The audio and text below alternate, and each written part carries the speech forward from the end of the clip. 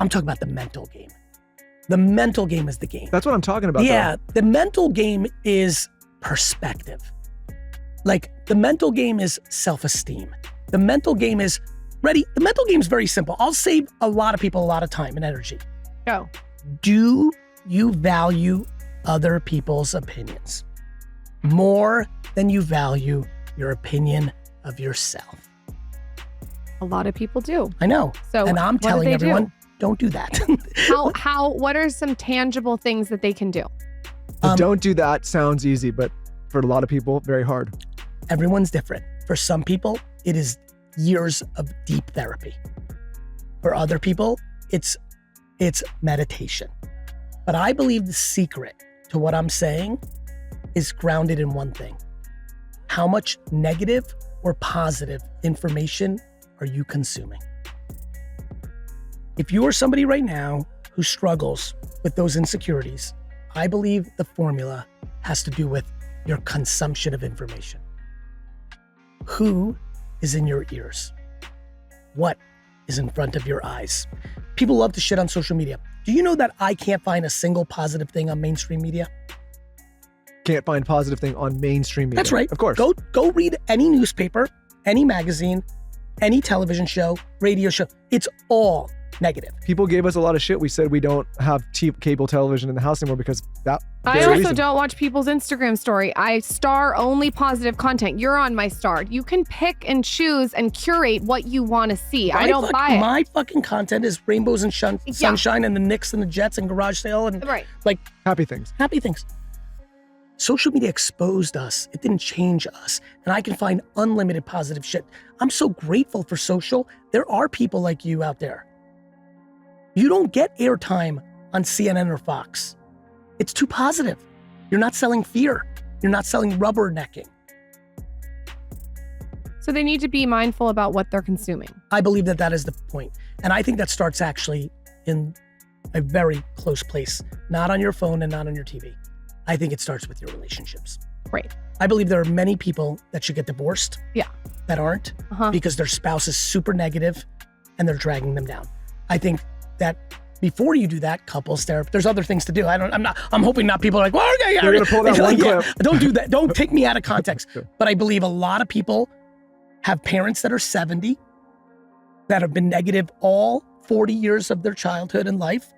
And I don't think they should talk to that. If your mom is extremely negative and you talk to your mom 4 times a day because you're trying to rehabilitate your mom, you only have so much energy. And you're 40 now. I think you should talk to your mom twice a week instead of 4 times a day. And you should reallocate those hours to maybe your positive husband, to maybe your positive oldest son, to maybe a positive podcast. What you consume dictates what you think. It's why the world's changing so fast right now. There's so many new voices, so many new thoughts, so many different thoughts. It's why the world is changing. I believe the way that people get into a better mental place is by consuming practical optimism. Not delusional. I remember when The Secret came out, everybody kind of like misunderstood that book.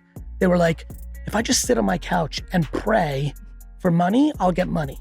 I'm like, I didn't read the book, but I was like, I have a funny feeling that's not what the book says. No, practical optimism. I talk about a lot of optimistic things, but it requires action. When you read the new book. I know, tell us about that. Day trading attention's hard. It's like when people hear me talk about like lots of content and this, and you have to know how YouTube Shorts works it's hard.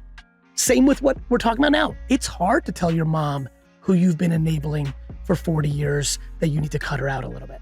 I don't mean cancel your mom. I mean regulate. It's hard to quit a job that pays you $200,000 a year without knowing your next job, but your boss and your coworkers are so toxic, it's been draining you for 8 years. I don't think that's easy. Not when you have a mortgage, not when you have college bills coming up, but I can tell you it's the answer of how to get happier.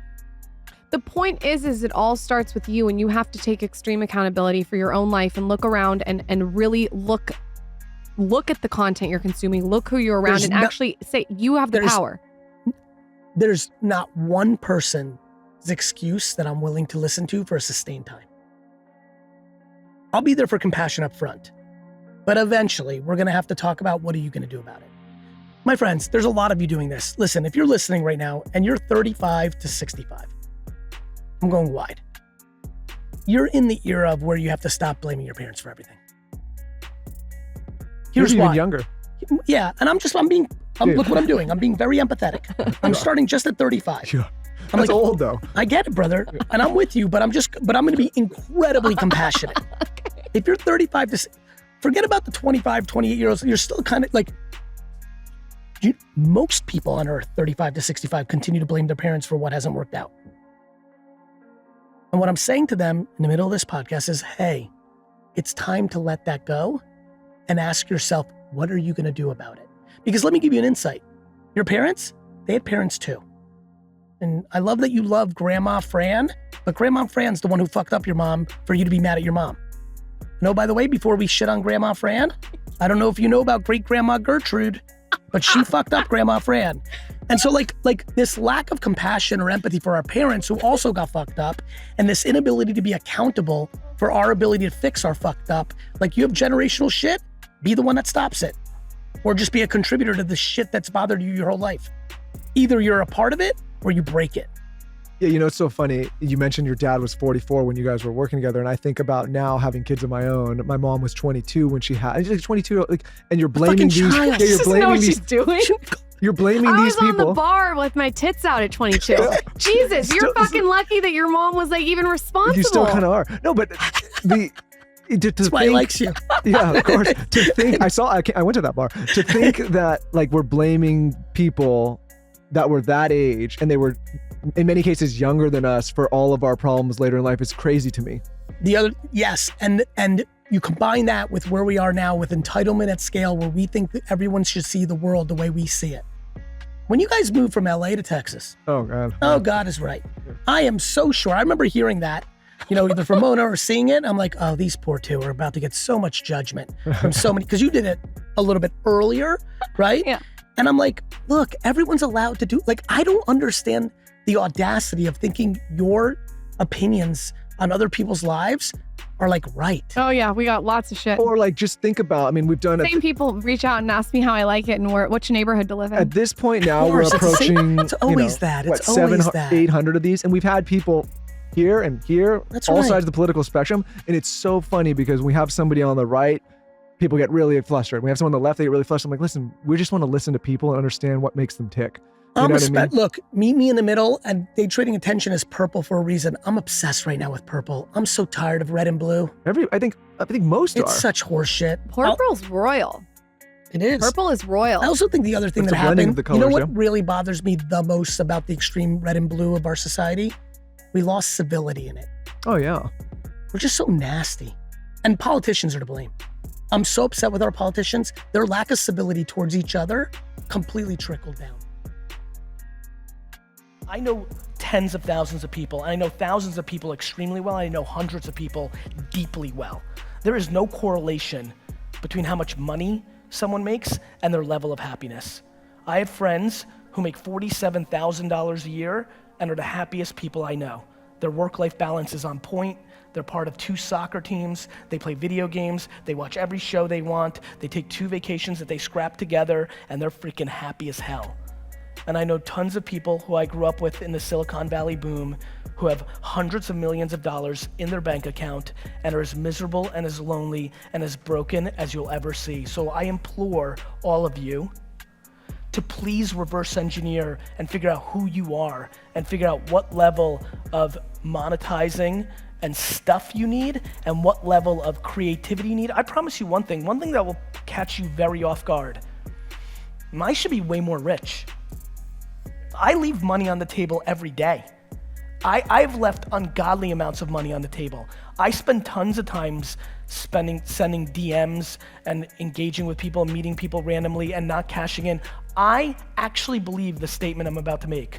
I think that I love the journey and the game of entrepreneurship so much that I have subconsciously sabotaged my financial upside to make sure I can play this a little longer, because I fear if the numbers keep getting too big, eventually it will take the fun out of it. When you are lucky enough, like I am, to actually do something that you love so much, do something that puts pressure against the one thing you care about besides it, which is the time I spend with my family. My family is my whole life.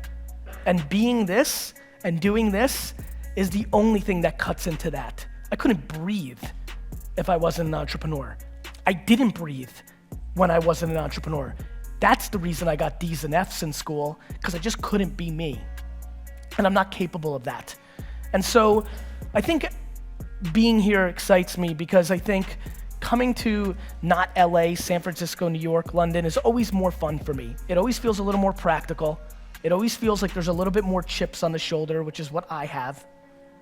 But I want to remind everybody, just because you didn't grow up with a trust fund, just because you don't live in Silicon Valley, the market doesn't care. If you're good enough, you will win.